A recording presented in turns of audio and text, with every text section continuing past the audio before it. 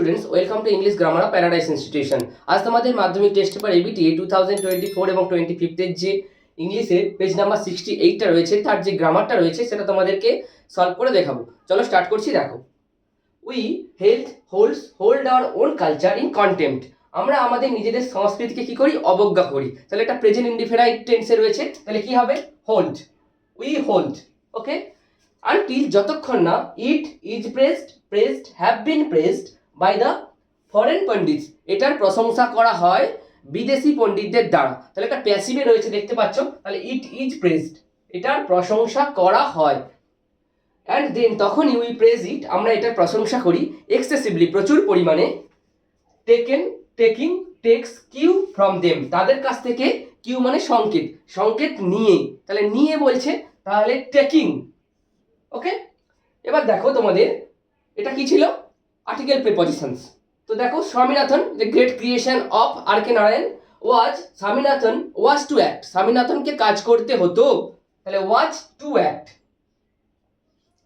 As কি হিসাবে? আ cord of communication, একটা সূত্র হিসাবে।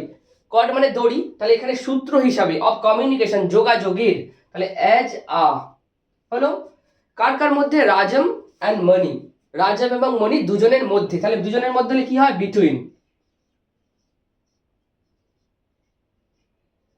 ওকে, বিটুইন। সো নেক্সট দেখো, ডু অ্যাজ ডাইরেক্টেড, তোমাদের চেঞ্জ দ্য ভয়েস ছিল প্রথমটা।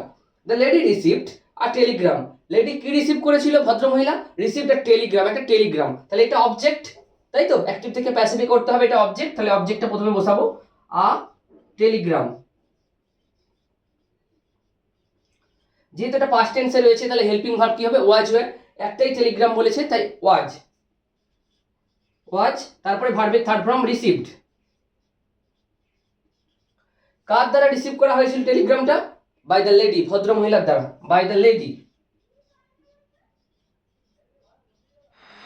কার কাছ থেকে? ফ্রম হার ওল্ড ফ্রেন্ড, তার যে পুরানো বন্ধু ছিল তার কাছ থেকে, from her old friend.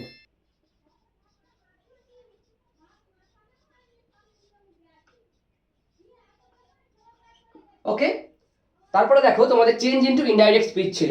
Do you want to buy a basket, she asked.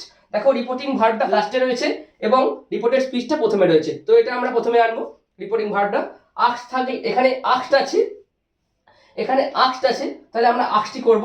দেখো, সি আস্কড, যেহেতু এটা কোশ্চেন ইন্টারোগেটিভ সেন্টেন্স, তাই আমরা আস্কটি করলাম।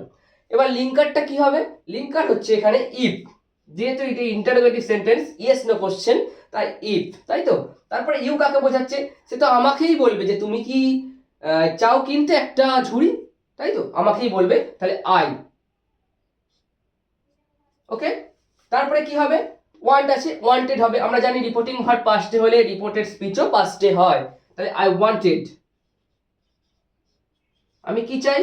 Two buy a basket. Clear হলো? বুঝলে কিভাবে হলো? সো নেক্সট দেখো, পজিটিভ ডিগ্রি ছিল। Haridwar is one of the holiest pilgrimage sites in India, তাই তো? তাহলে ওয়ান অফ দ্য থাকলে আমরা পজিটিভ ডিগ্রিতে ভেরি ফিউ করব, তাহলে কিছু জায়গা ভারতবর্ষে আছে হরিদ্বারের মতোই এতটা পবিত্র, তাহলে ভেরি ফিউ পিলগ্রিমেজ।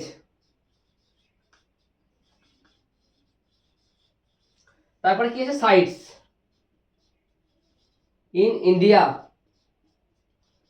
কি লিখলাম আমরা? এটা ভারতবর্ষে কিছু তীর্থযাত্রার যে সাইট মানে জায়গা রয়েছে, সেটা কিছু জায়গায়। আর আর কেন করলাম? এখানে ইজ আছে, এখানে আর কেন করলাম? কারণ ভেরিফি হচ্ছে পুরের নাম্বার, ওকে, তাই আর করেছি। আর কি? অ্যাজ বা সো হোলি, পবিত্র। কার মতো পবিত্র? অ্যাজ হরিদ্বার। ক্লিয়ার হলো? সো নেক্সট দেখো, তোমাদের ফেজাল ভার্ব ছিল। তো কোয়ার্ড মানে কি? এটা প্রেজেন্টে ছিল, তাহলে কোয়ার্ড মানে ঝগড়া করা। এখানে দেখো রয়েছে ফল আউট, তাহলে এটা ফল আউটই লিখবো, ফল আউট। নেক্সটটা ছিল রিজেক্টেড, তাহলে এটা ওয়াজ রিজেক্টেড ছিল, তাহলে ভার্বের থার্ড ফর্ম ইউজ করতে হবে, তাহলে টার্ন থেকে টার্নড, তাহলে টার্ন ডাউন।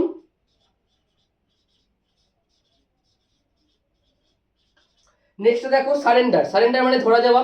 এখানে দেখো পাস্ট টেন্সে রয়েছে, তাহলে গিভ ইন আছে, তাহলে গেভ ইন করতে হবে আমাদেরকে।